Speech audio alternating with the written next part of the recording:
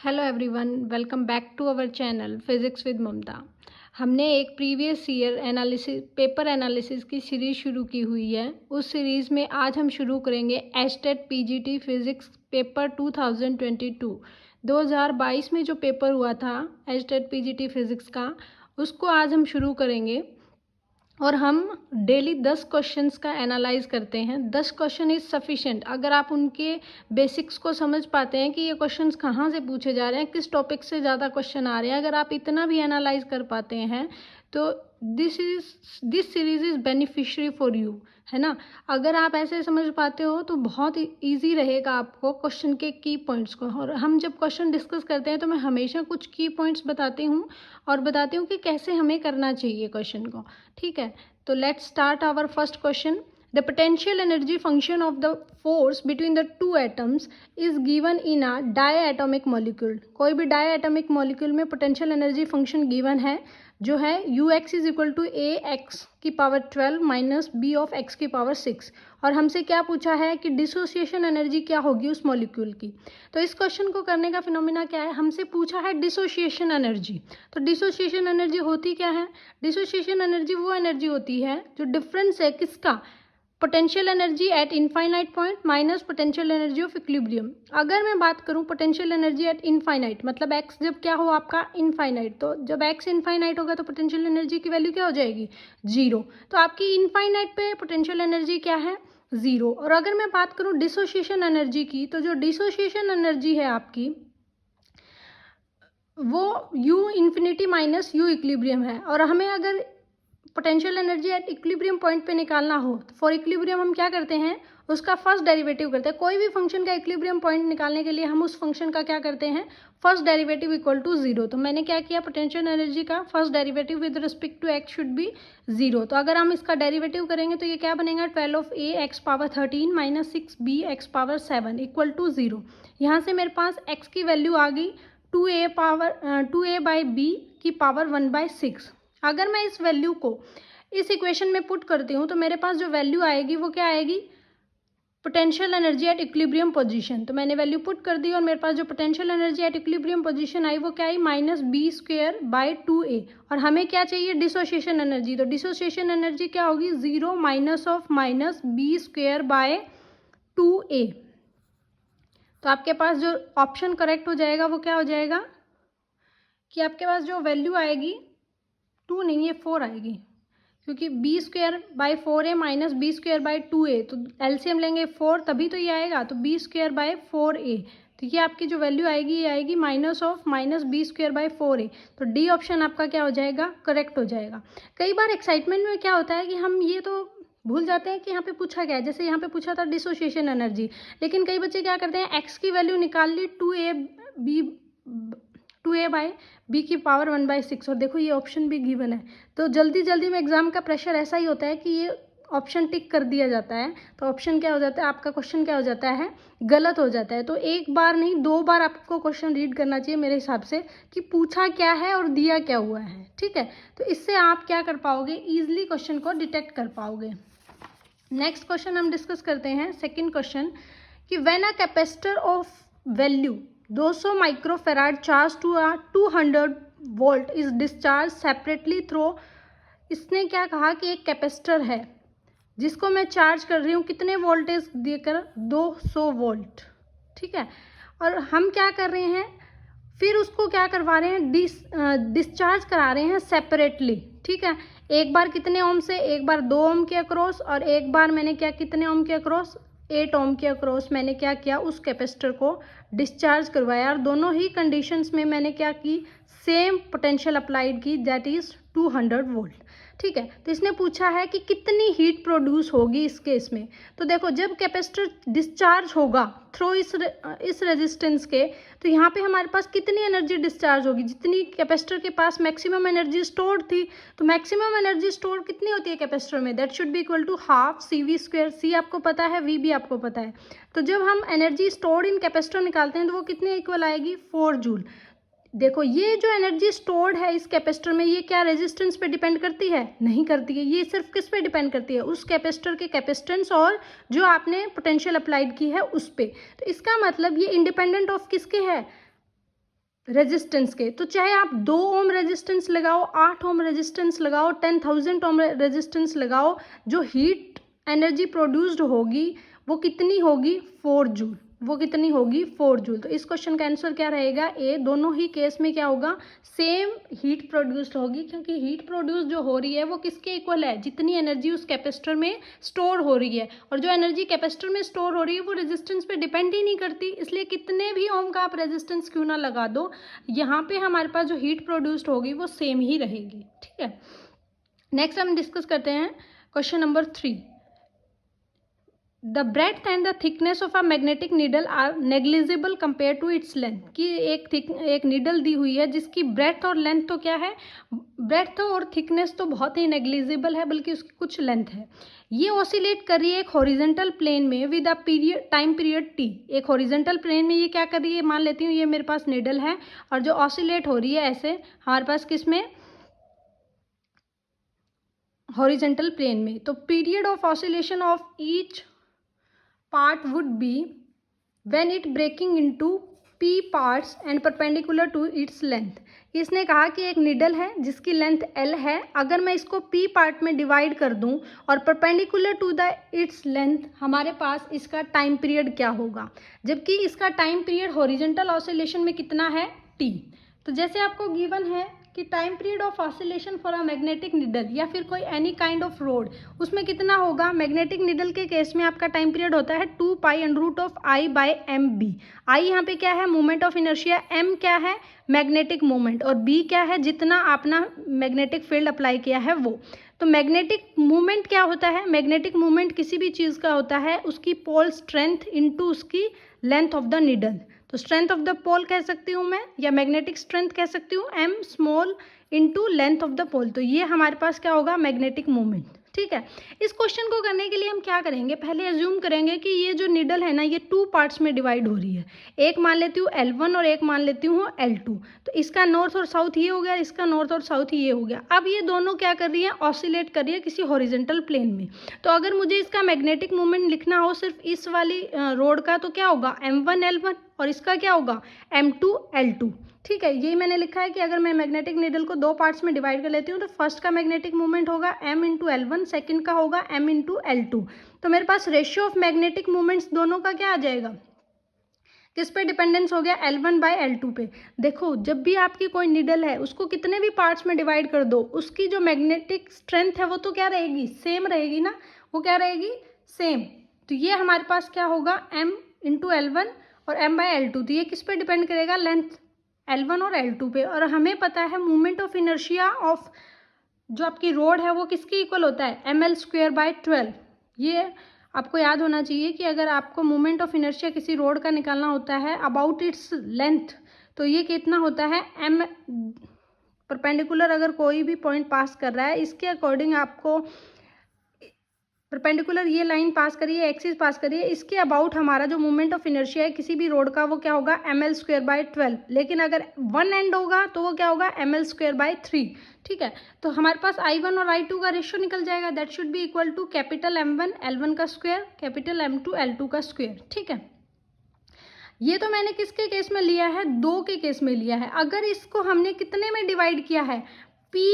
मतलब P equal space में divide किया है, तो आपके पास जो टाइम पीरियड होगा वो किसके इक्वल हो जाएगा? इस केस में मैग्नेटिक निडल के केस में अगर P पार्ट्स है तो उसका जो मैग्नेटिक मोमेंट सेकंड होगा वो क्या होगा? MP by P। उसमें केस में क्या था? 2 ही निडल थे, 2 ही पार्ट्स किए थे ना, तो उसमें क्या लिखा था मैंने? एक M1 is equal to M और M2 is equal to M, क्योंकि दोनों इक्वल ही पार्ट्स में थे ना। यहाँ पे P पार्ट्स में है इसलिए इसकी मैग्नेटिक स्ट्रेंथ क्या होगी? M बाय P, और लेंथ क्या होगी? L by P। तो दोनों को पुट कर देंगे तो यहाँ पे जो रेशियो होगा T1 by T2 is equal to P। और हमें पता है कि जो T1 है वो क्या था? वो टाइम पीरियड था उस सिंगल मैग्नेटिक निडल का जो हॉरिजेंटल प्लेन में क्या कर रही थी, मूव कर रही थी। और T2 कौन सा टाइम पीरियड है, जब मैंने क्या किया, उस मैग्नेटिक नीडल को P पार्ट्स में डिवाइड कर दिया। तो रेशियो किसके इक्वल हो जाएगा, T2 is equal to T1/P, और T1 की वैल्यू क्या है, T। तो यहाँ पे जो आंसर रहेगा इसका वो क्या रहेगा, T/P। तो इसका सिर्फ एक ही लॉजिक है, ये सिर्फ फॉर्मूला बेस्ड सा ही क्वेश्चन है कि इसमें हमारे पास अगर आपको ये पता है कि time period of oscillation for magnetic needle क्या होता है, तो आप आराम से इस क्वेश्चन को डील कर सकते हैं। ठीक है, तो आपको मैग्नेटिक मूवमेंट कुछ एक पार्ट्स का याद करने चाहिए, जैसे रोड का क्या है, परपेंडिकुलर पास कर रही है कोई एक्सिस, उसका क्या है, वन एंड पे क्या है, स्फेरिकल शेल का क्या है, टेंजेंट्स के अकॉर्डिंग क्या है, और सेंटर ऑफ मास के सेंटर ऑफ ग्रेविटी के पॉइंट पे उसका क्या है। तो ये कुछ स्टैंडर्ड रिजल्ट्स हैं जो आपको याद होने चाहिए। ठीक है, तभी आप क्वेश्चन को डील कर पाओगे, क्योंकि फिजिक्स में कुछ चीज़ें तो फिक्स है ना, उनके फॉर्मूले अगर आपको पता है तो ही आप कोई क्वेश्चन को शुरू कर पाओगे ना कि क्वेश्चन करना कैसे है। ठीक है, क्योंकि ये फैक्चुअल क्वेश्चन पूछता है, कंसेप्चुअल क्वेश्चन तो एस्टेट में है ही बहुत कम, सारे फैक्चुअल क्वेश्चन है। अगर आपको फॉर्मूले तरीके पता है तो ही कर पाओगे ना। अब की बार ही पैटर्न चेंज हुआ है कि 2023 में कंसेप्चुअल क्वेश्चन पूछे हैं, जिसमें पूछा जाता था कि कौन सी स्टेटमेंट करेक्ट है, किसका क्या रीज़न है, क्या रीज़न सही है। अब की बार ही शुरू किया है, वरना ये 2022, 21, 20 जितने भी हम पेपर करेंगे ना, आप देखना इतनी बड़ी बड़ी डेरिवेशन के फैक्चुअल क्वेश्चन है। अगर आपको फॉर्मूला पता है तो ही आप क्वेश्चन को डील कर पाओगे। ठीक है, नेक्स्ट क्वेश्चन करते हैं, क्वेश्चन नंबर 4। एक trajectory of a moving body under inverse central force is parabolic. इसने कहा है कि ट्राजेक्ट्री क्या है, कोई भी बॉडी जो मूव कर रही है इनवर्स सेंट्रल फोर्स में, उसकी है पैराबोला। तो इसेंट्रिसिटी और टोटल एनर्जी का वैल्यू क्या होगा। तो हमारे पास एक रिलेशन होता है इसेंट्रिसिटी और टोटल एनर्जी का, जब कोई भी पार्टिकल किस में मूव कर रहा हो, इनवर्स सेंट्रल फोर्स में, वो किसके इक्वल होता है, eccentricity should be equal to √1/2EL²/mk²। इसकी एक बहुत बड़ी डेरिवेशन है सेंट्रल मोशन में। ठीक है, ये एमएससी में पढ़ा जाता है जनरली। इसेंट्रिसिटी अगर आपकी क्या है, पैराबोलिक है, तो पैराबोलिक के केस में इसेंट्रिसिटी क्या होती है, पैराबोलिक के केस में आपकी जो इसेंट्रिसिटी है वो क्या होनी चाहिए, 1। जब आपकी इसेंट्रिसिटी 1 होगी तो 1 - 1 क्या हो जाएगा, 0। यहाँ पे अगर मैं 1 रख दूँ और 1 का रूट स्क्वायर कर दूँ तो ये क्या बनेगा, 1 + 2EL²/mk²। तो 1 - 1 0, तो एनर्जी क्या हो जाएगी इस केस में, 0। अगर आपको ये पता है ना, ये मैथमेटिक्स से भी अगर आपको पता है ना कि इसेंट्रिसिटी पैराबोलिक की क्या होती है, तो आप एनर्जी आराम से निकाल सकते हो, वेदर आपको ये रिलेशन पता है। तो क्या होगा, अगर इसेंट्रिसिटी 1 है तो एनर्जी क्या होगी, 0। Option c should be correct. लेकिन कुछ अनदर ट्राजेक्ट्री के लिए भी हम डिस्कस कर लेते हैं, क्योंकि हो सकता है अगली बार ट्राजेक्ट्री अलग बता देंगे कि तो नेचर ऑफ ऑर्बिट्स किस पे डिपेंड करती है, मैग्नीट्यूड ऑफ ई या इसेंट्रिसिटी पे। अगर आपकी इसेंट्रिसिटी ज़्यादा है तो हमारे पास ट्राजेक्ट्री क्या होती है, हाइपरबोला। तो उस केस में एनर्जी की वैल्यू हमेशा क्या होगी, >0।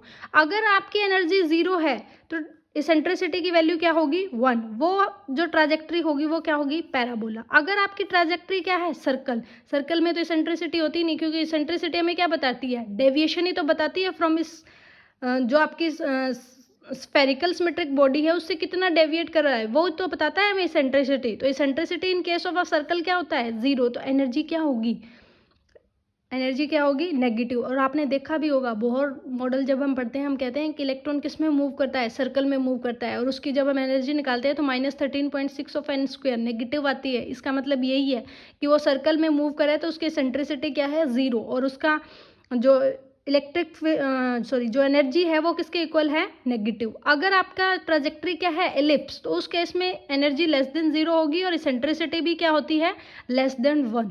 तो याद रखने का बहुत इजी तरीका बता देती हूँ। देखो हाइपरबोला नाम ही बड़ा है, तो सब कुछ ग्रेटर देन क्या होगा, पॉजिटिव, मतलब 0 से भी बड़ा और 1 से भी बड़ा। तो इसेंट्रिसिटी >1 और एनर्जी इज >0। इसके बाद है इलिप्स। इसके साथ ही इलिप्स को याद कर लेना है। इलिप्स इसका जस्ट क्या होता है, उल्टा, कि एनर्जी भी <1 और इसेंट्रिसिटी भी <1। पैराबोला के केस में एनर्जी 0 और सर्कल के केस में इसेंट्रिसिटी 0।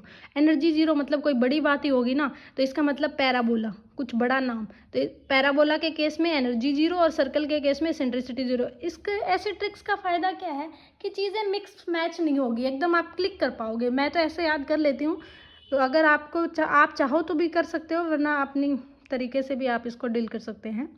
नेक्स्ट हम डिस्कस करेंगे क्वेश्चन नंबर 5। इसमें हमें दिया हुआ है current sensitivity of a moving coil galvanometer जो है 5 डिवीज़न पर मिली एम्पियर, और इसकी वोल्टेज सेंसिटिविटी क्या है, एंगुलर डिफ्लेक्शन होती है जो पर यूनिट वोल्टेज अप्लाइड जो है 20 डिवीज़न पर वोल्ट, और रेजिस्टेंस पूछा है गैल्वेनोमीटर का। तो वोल्टेज और करंट दोनों गिवन है तो निकाल सकते हो ना आप, IS/VS। तो यहाँ पे कितना आ जाएगा 250 ओम। ये तो बहुत ईजी क्वेश्चन था। नेक्स्ट हम डिस्कस करते हैं capacitance of a capacitor become 7.6 times of its original value of its dielectric sheet of thickness T/2D। इसने क्या कहा कि पहले आपकी कैपेसिटर की जो कैपेसिटेंस थी ओरिजिनल, मान लेते हैं वो है C0, ठीक है, ओरिजिनल कैपेसिटेंस क्या है C0, और अब जो कैपेसिटेंस है वो क्या है C1, जो किसके इक्वल हो गई है 7/6 times of C0। Original value के 7/6 टाइम्स हो गई है। कब, जब मैंने ये C1 कैपेसिटेंस कब हुई, जब मैंने क्या किया, एक डाइलेक्ट्रिक स्लैब को इंट्रोड्यूस किया जिसकी थिकनेस कितनी है T = 2/3D। अब इसने पूछा क्या है कि डाइलेक्ट्रिक कांस्टेंट क्या होगा इस डाइलेक्ट्रिक शीट के लिए। तो डाइलेक्ट्रिक कांस्टेंट होता क्या है, रेशियो ऑफ एब्सोल्यूट किसके इक्वल होता है, डाइलेक्ट्रिक कांस्टेंट इक्वल होता है रिलेटिव प्रीमेबिलिटी के, और रिलेटिव प्रीमेबिलिटी किसके इक्वल होता है, ratio of permeability at medium to the ratio of permeability at the vacuum या फिर एयर, ठीक है। तो हम यहाँ पे डिस्कस कर रहे हैं कि C1 मैंने क्या मान लिया, ओरिजिनल कैपेसिटर, और C2 मैंने क्या मान लिया, जब हमारे पास एक डाइलेक्ट्रिक प्लेट को इंट्रोड्यूस किया। तो इसका जो विजुअलाइजेशन है वो कुछ इस तरह से कर सकते हो कि मान लो पूरी हमारे पास 2 पैरेलल प्लेट कैपेसिटर है, इन दोनों के बीच में स्मॉल d क्या है, डिस्टेंस है, जब ये पूरा क्या है एयर में है। फिर मैंने क्या किया, एक डाइलेक्ट्रिक प्लेट इंट्रोड्यूस कर दी जिसकी थिकनेस क्या है 2/3 ऑफ d। तो अब बताओ एयर का कितना पार्ट बचा, अगर शीट है 2/3 ऑफ d की और टोटल डिस्टेंस कितनी है d, तो एयर का कितना पार्ट बचा 1/3 ऑफ d। हमें पता है जब भी कोई डाइलेक्ट्रिक प्लेट या जो कैपेसिटर है वो हमारे पास किस में हो, एयर में हो, तो उस केस में आपके पास जो कैपेसिटेंस होता है वो किसके इक्वल होता है, ε0 A/d। ए क्या होता है उस प्लेट का area of cross section, D क्या होता है कितने डिस्टेंस से वो दोनों प्लेट्स आपस से सेपरेट है, ठीक है। तो ये मैंने लिख दिया कि first C1 = ε0 A/d। C1 represents for air. इस केस में हमारे पास k की वैल्यू, कांस्टेंट की वैल्यू क्या होती है 1, डाइलेक्ट्रिक कांस्टेंट एयर का क्या होता है 1, लेकिन हमें किसका निकालना है C2। जब हमने एक प्लेट इंट्रोड्यूस की है उसका डाइलेक्ट्रिक कांस्टेंट निकालना है, और उसका डाइलेक्ट्रिक कांस्टेंट मैं मान लेती हूँ k, ठीक है। अब बताओ सेकंड, अगर हमारे पास क्या है, जब मैंने प्लेट इंट्रोड्यूस कर दी तो कैपेसिटेंस क्या होगा, बढ़ेगा ना। तो कैपेसिटेंस बढ़ेगा तो हमारे पास कितना बढ़ेगा, वो किसके इक्वल होगा, that should be equal to C2 ε0 A। Area तो सेम रहेगा लेकिन डिस्टेंस में वेरिएंस आ गया। डिस्टेंस में क्या वेरिएंस आया, कितना पार्ट एयर का है 1/3d, 1/3 पार्ट क्या है d का। इसके बाय में क्या होगा आपके पास, जो उसकी डाइलेक्ट्रिक कांस्टेंट है वो, लेकिन यहाँ पे k की वैल्यू क्या है 1, तो मैं डायरेक्ट लिख सकती हूँ ना d/3, d/1 × 3। सेकेंड पार्ट हमारा पास क्या था 2/3 पार्ट किसका था, डाइलेक्ट्रिक शीट का, और उस डाइलेक्ट्रिक शीट का डाइलेक्ट्रिक कांस्टेंट क्या है 1/k। ये ऐसे होता है ना, C = k ε0 A/d। तो आप इसको ऐसे भी लिख सकते हो ना, ε0 A d/k। और कितनी डिस्टेंस, अगर डिस्टेंस d हमारे पास कितना है, d एयर का ओवर k एयर का, प्लस d आपके पास डाइलेक्ट्रिक शीट का प्लस k ऑफ शीट का। तो यही जस्ट मैंने पुट किया है कि 2/3d डाइलेक्ट्रिक शीट का इंटू k उसका डाइलेक्ट्रिक कांस्टेंट। तो ये हमारे पास क्या आ गया C2 कैपेसिटेंस, और इसने दोनों के बीच में रिलेशन बताई दिया कि C2 क्या हो गया है 7/6 ऑफ C1। तो यहाँ पे पुट कर दो, जब आप इसको सॉल्व करोगे तो k की वैल्यू क्या आ जाएगी 14/11। ये ईजी क्वेश्चन था। इसमें आपकी बात पूछ सकता है वो स्टेटमेंट में कि जब भी कोई डाइलेक्ट्रिक प्लेट को इंट्रोड्यूस करें तो उसका कैपेसिटेंस क्या होता है, बढ़ता है या घटता है, उसके जो करंट है उसमें वो क्या होता है, बढ़ता है या घटता है, उसकी पोटेंशियल पे क्या फ़र्क पड़ता है। तो आप इन टॉपिक्स को भी तैयार कर लें, ठीक है। नेक्स्ट हम डिस्कस करते हैं क्वेश्चन नंबर 7। क्वेश्चन नंबर 7 क्या गिवन है कि the cross section area of a road of a magnetic material is. Cross section area आपको गिवन है, उसको हमने एक मैग्नेटिक फील्ड इंटेंसिटी आपको गिवन है जिसमें पुट कर दिया, और मैग्नेटिक फ्लक्स कितना पास हो रहा है वो भी हमें बता दिया गया है, और हमसे पूछा क्या है मैग्नेटिक ससेप्टिबिलिटी। तो हमें पता है देखो पहले तो हमें यही पता है कि कितने इसने दिया क्या क्या है। इसने दिया है area, magnetic field intensity H और फ्लक्स। फ्लक्स हमें पता है मैग्नेटिक फ्लक्स कितना होता है, कितनी मैग्नेटिक फील्ड लाइंस पास कर रही है किसी भी पर यूनिट एरिया में से। तो B into area of the road, road की बात चल रही है तो मैग्नेटिक फ्लक्स क्या होगा, B into area of road. और हमें पता है मैग्नेटिक फील्ड जितनी अप्लाइड फील्ड है उसमें उसका और मैग्नेटिक फील्ड इंटेंसिटी का क्या रेशियो है, B is equal to mu naught H। तो म्यू नोट किसके इक्वल आ जाएगा, ये हमारा होता है mu naught in free space, है ना। और अगर हमारे पास कोई मटेरियल है जैसे मैग्नेटिक रोड है तो इसके लिए क्या होगा, B is equal to mu H। तो म्यू क्या आ गया, B बाय H।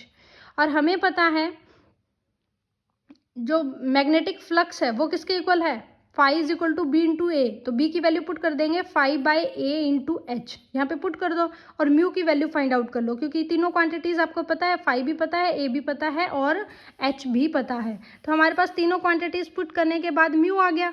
हमें क्या चाहिए, हमें चाहिए मैग्नेटिक ससेप्टेबिलिटी, जो किसके इक्वल होता है, relative permeability is equal to 1 plus chi, इसको बोलते हैं काई। और हमारे पास ये जो काई है वो किसके इक्वल आ जाएगा, mu by mu naught minus 1। Mu क्या है, जो हमारे पास हमने फाइंड आउट किया है, म्यू नोट फ्री स्पेस का -1। तो इसकी वैल्यू हमें पता है, म्यू नोट की वैल्यू क्या होती है, 4 पाई इंटू 10 म्यू नोट की वैल्यू क्या होती है, अब बायोसर्ट्स लॉ में देखते हैं, 4 पाई इंटू 10⁻⁻7, वो मैंने पुट कर दी। म्यू नोट, म्यू की वैल्यू आपने निकाल ली -1, तो अप्रोक्सीमेटली जो ससेप्टेबिलिटी की वैल्यू है वो कितनी आ जाएगी, 198। नेक्स्ट क्वेश्चन है, यूनिट एंड डायमेंशन से पूछा हुआ है कि हमारे पास एप्सिलॉन नोट क्या है, प्रिमिटिविटी है, ठीक है। और फ्री स्पेस में तो अगर ई इलेक्ट्रिक फील्ड है तो एप्सिलॉन ई नोट स्क्वायर का डायमेंशन क्या होगा। तो इसका डायमेंशन निकालने के लिए आप क्या करोगे, एप्सिलॉन नोट का डायमेंशन निकाल लीजिए। एप्सिलॉन नोट का डायमेंशन क्या होता है, क्यू फोर्स अपॉन, हमें पता है ना इलेक्ट्रिक फोर्स किसके इक्वल होता है, Q1 by Q2 4 pi epsilon note R square. तो यहाँ से एप्सिलॉन नोट की डायमेंशन निकल जाएगी और ई की डायमेंशन क्या होती है, फोर्स पर यूनिट चार्ज। तो यहाँ से इलेक्ट्रिक फील्ड की भी डायमेंशन निकल जाएगी। जब इलेक्ट्रिक फील्ड का स्क्वायर और हमारे पास एप्सिलॉन नोट की मल्टीप्लाई करेंगे तो जो डायमेंशन आएगी M1 L-1 T-2, ये किसकी डायमेंशन होती है, प्रेशर की या फिर फोर्स पर यूनिट एरिया की। हो सकता है वो अगली बार ऑप्शन में ऐसे लिख दे, फोर्स पर यूनिट एरिया, तो आपको पता होना चाहिए, है ना। ये डायमेंशन का क्वेश्चन था, बहुत इजी था, हर बार एक क्वेश्चन डायमेंशन का आता ही आता है, मैंडेटरी है, चाहे वो डायमेंशन से पूछे चाहे वो सोर्सेज ऑफ एरर से पूछे, दोनों में से एक क्वेश्चन पक्का है। अगर वो इस बार इसने डायमेंशन से पूछ लिया तो सोर्स ऑफ एरर से नहीं पूछेगा, अगर इसने सोर्स ऑफ एरर से पूछ लिया तो इससे नहीं पूछेगा, ठीक है। जैसे 2023 में सोर्सेज ऑफ एरर से पूछा था और एक डायमेंशन का भी पूछा था, इसमें डायमेंशन का भी पूछा है, शायद सोर्सेज ऑफ एरर का नहीं पूछा, बाकी आगे हम देख भी लेंगे। तो ये इजी क्वेश्चन था बहुत, और इसके गलत होने के आपके बिल्कुल चांसेस नहीं होने चाहिए, ठीक है। क्वेश्चन नंबर 9 डिस्कस करते हैं। हमारे पास एक करंट है जो फंक्शन है किसका, टाइम का, और करंट की वैल्यू गिवन है आपको T², और हमसे पूछा गया है रूट मीन स्क्वायर वैल्यू। आप किसी चीज़ की रूट मीन स्क्वायर वैल्यू कैसे निकालते हैं, जो वैल्यू है उसका क्या कीजिए, स्क्वायर कीजिए, और उसका क्या लीजिए, मीन। मीन जब आप भी लेते हैं तो आप क्या करते हैं, टोटल टाइम और उसको फंक्शन का क्या करते हैं, इंटीग्रेट करते हैं ओवर द टाइम, है ना। मैंने आई का क्या ले लिया, जो करंट मेरे पास गिवन है उसका स्क्वायर, और उसके बाद मैंने इसका क्या ले लिया, मीन। अब मेरे को क्या लेना पड़ेगा, इसका रूट, तभी मेरे पास वैल्यू क्या बनेगी, RMS वैल्यू। तो जस्ट पुट ही करनी है, आई की वैल्यू क्या है, T², तो यहाँ पे क्या बन जाएगी, T⁴ इंटू dt, उसका इंटीग्रेशन करोगे 0 to t टाइम तक, तो T5/5, है ना। और उसका क्या होगा, T5/5, और 0 से आपके पास टाइम पीरियड कितना है, 0 से t, तो लिमिट्स क्या हो जाएगी, 0 से कैपिटल T, तो ये T⁵ बाय क्या हो जाएगा, √5, है ना, ये ऐसे ही बनेगा। अब T⁵ ये क्या बनेगा, T⁴ का रूट T² और √5, तो ये आपका क्या हो जाएगा answer. Very easy question, easy questions में आप डील कर सकते हैं इसको, अगर आपको ये पता है कि रूट मीन स्क्वायर वैल्यू को लिखते कैसे हैं, सिर्फ लिखने का स्टाइल पता है तो भी आप इस क्वेश्चन को आराम से कर पाओगे। नेक्स्ट हम क्वेश्चन डिस्कस कर रहे हैं, question number 10। 2 particle of equal mass M go round in a circle of a radius R under the action of their mutual gravitational attraction. देखो सब कुछ ही बता दिया इसने कहा है कि 2 पार्टिकल है m1 और m2 और किस में मूव कर रहे हैं, सर्कल में मूव कर रहे हैं। सर्कल की रेडियस कितनी है, r, और दोनों के बीच, दोनों मूव कर रहे हैं तो दोनों के बीच में एक अट्रैक्शन है, कौन सा, म्यूचुअल ग्रेविटेशनल अट्रैक्शन। तो आपको पता ही चल गया कि जब भी कोई पार्टिकल सर्कुलर मोशन में मूव करता है तो एक तो उसमें क्या होता है, सेंट्रीपिटल फोर्स, जो उसको क्या करता है, टुवर्ड्स द सेंटर लगता है ना। तो सेंट्रीपिटल जो फोर्स होगा वो किसके इक्वल हो जाएगा, ग्रेविटेशनल फोर्स ऑफ अट्रैक्शन के इक्वल हो जाएगा। तो ग्रेविटेशनल फोर्स ऑफ अट्रैक्शन इस केस में क्या होगा, जब दो पार्टिकल्स हैं और दोनों के बीच की डिस्टेंस कितनी है, 2r, तो हमारे पास जो ग्रेविटेशनल फोर्स है वो क्या होगा, G दोनों मासेस सेम है, दोनों के बीच में डिस्टेंस कितना है, 2r का स्क्वायर। ठीक है, ये जो फोर्स है वो किसके इक्वल हो जाएगा, जो सेंट्रीपिटल फोर्स है इसका, और सेंट्रीपिटल फोर्स किसके इक्वल होता है, mv²/r। और क्यों इसने पूछा भी क्या है, स्पीड, तो इससे भी आप अंदाजा लगा सकते हैं। तो v क्या आ जाएगा, √gm/4r। तो आपने देखा होगा सर्कुलर मोशन से पिछले बार भी 2023 में भी क्वेश्चन था, जिसमें क्या पूछा हुआ था, उसका सेंट्रीपिटल एक्सीलरेशन की वैल्यू पूछी हुई थी, और अब की बार भी एक क्वेश्चन है। तो सर्कुलर मोशन से भी क्वेश्चंस बार बार पूछे जा रहे हैं। पिछली बार तो 2 क्वेश्चन थे, एक हमने ये भी पढ़ा था ना, सेंट्रीफ्यूगल और सेंट्रीपिटल फोर्स के बीच में 3 ब्रिजेस थे, कनकेव, कन्वेक्स और प्लेन, तो वो क्वेश्चन भी था। तो लगभग ये मान के चलो सर्कुलर मोशन से भी क्वेश्चन पूछे जा रहे हैं, मूवमेंट ऑफ इनर्शिया से भी क्वेश्चन पूछे जा रहे हैं, यूनिट एंड डायमेंशन से भी क्वेश्चन पूछे जा रहे हैं। ये तो सॉलिड टॉपिक्स है, मतलब इनसे तो एक एक क्वेश्चन आ ही रहे हैं। अभी तक अपन ने 2 ही पेपर किए, तो उनमें से भी मैंने आपको बता दिया कि कितने कितने क्वेश्चन पूछे जा रहे हैं। जैसे जैसे हम ज़्यादा पेपर डिस्कस करेंगे आपको खुद ब खुद पता लग जाएगा कि कौन सी यूनिट्स मोस्ट इंपॉर्टेंट है और कौन सी यूनिट से 100% क्वेश्चन आते ही आते हैं। वो यूनिट्स आपको अच्छे से अगर आप कवर अप कर लेंगे तो आपके 35 से 40 नंबर तो कहीं नहीं गए। और कोई बच्चा ब्रिलियंट है तो मैं नहीं कहती कि वो नहीं ले सकता, वो ले सकता है, 60 आउट ऑफ 60 भी ले सकता है। ठीक है, इट्स ऑन योर कैपेबिलिटी और ऑन योर प्रैक्टिस। ठीक है, जितनी ज़्यादा आप प्रैक्टिस करेंगे, क्वेश्चंस को डील करने का तरीका समझेंगे कि उसका की पॉइंट्स क्या है। जैसे इसका की पॉइंट्स क्या था, ग्रेविटेशनल फोर्स ऑफ अट्रैक्शन किसके इक्वल है, सेंट्रीपिटल फोर्स के, ये पता है, तो 1 सेकंड का क्वेश्चन नहीं है ये, है ना। तो ऐसे अगर आप क्वेश्चन को एनालाइज करोगे तो आपकी तैयारी बेस्ट रहेगी। ठीक है, और मेरा चैनल सब्सक्राइब करना ना भूले, फिजिक्स विद ममता। आपकी फिजिक्स 0 से हीरो पे पहुंच जाएगी, ये मेरी गारंटी है। ठीक है, love, share and comment also. आपको ये सेशन कैसा लगा, थैंक यू सो मच।